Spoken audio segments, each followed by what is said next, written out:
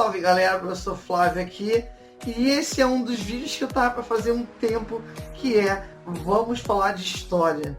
E hoje vamos falar da adoção do cristianismo em Roma. Me sigam nas minhas redes sociais, compartilhe os meus vídeos, tá? Se inscreva, ative as notificações e compartilhe. Temos que lembrar do histórico de perseguição dos cristãos.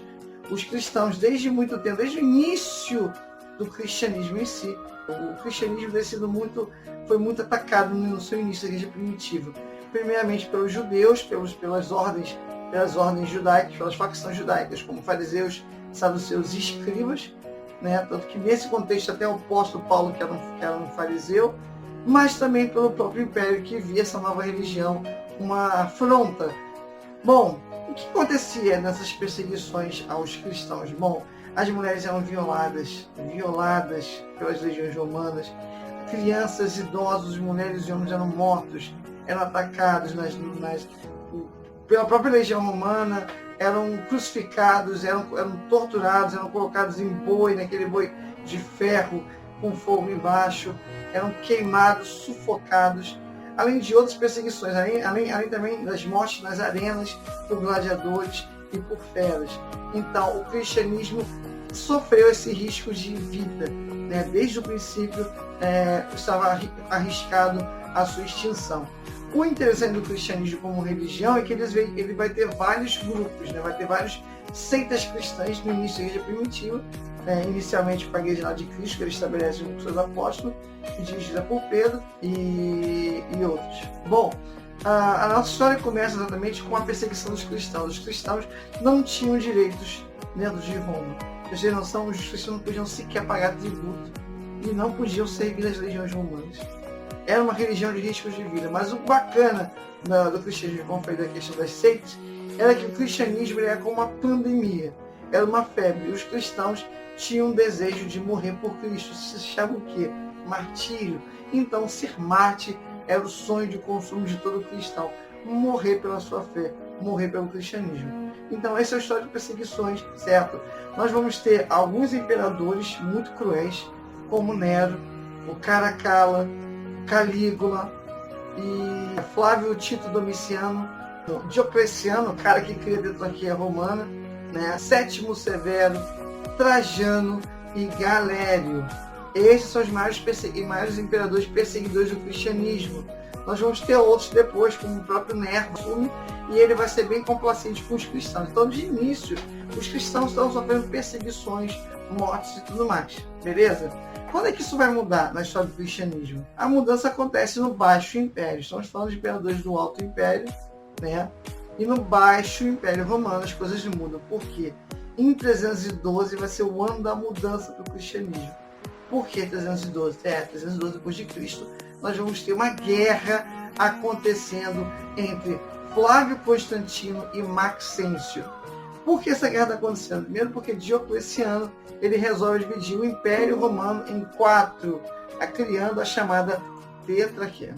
Nós vamos ter de um lado nós temos o Constâncio, pai de Flávio Valério Constantino, meu xará, é claro, e do outro lado Maxêncio, tá? De um lado, no lado oriental, Flávio Constantino conquistou o Império para seu pai Constâncio, e do outro lado o Maxêncio está unificando. Então, no momento final, em 312, nós temos uma guerra entre as forças de Maxêncio e as forças de Flávio Constantino. Flávio Constantino, um detalhe sobre ele, que ele era um homem brilhante, inteligente, e ele era um cara que tinha tolerância aos cristãos.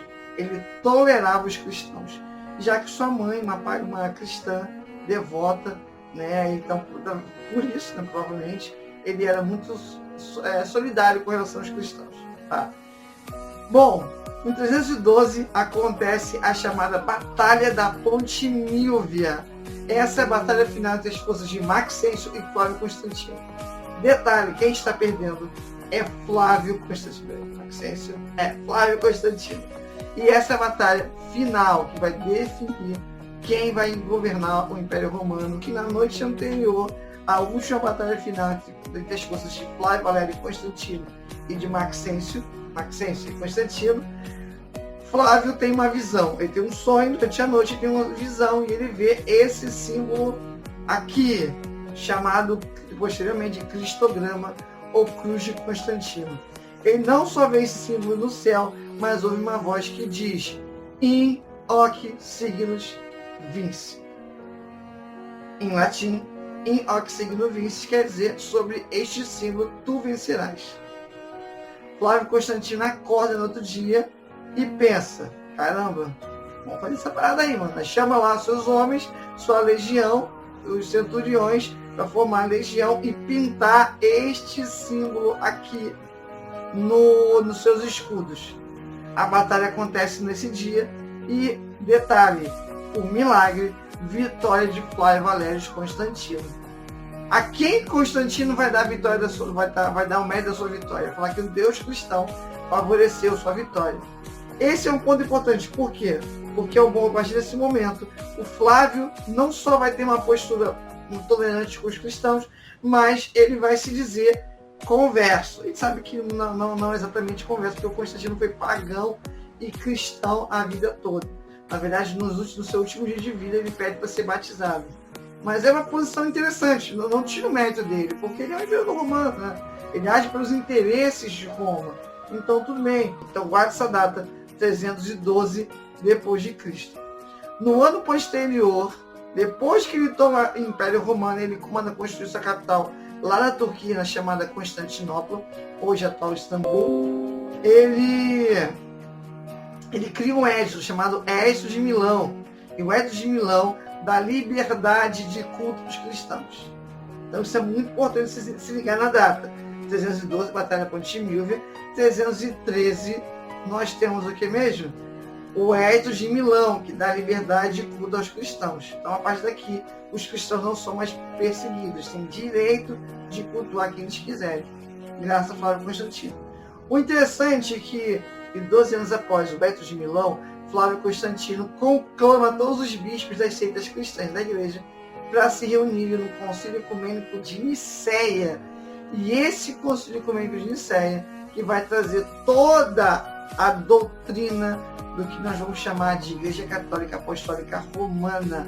Então, sim, Flávio Constantino vai ser o grande responsável pelo cristianismo ser aceito em Roma, a adoção do cristianismo em Roma. Tá? Muito obrigado e, como eu sempre digo, é fim de transmissão.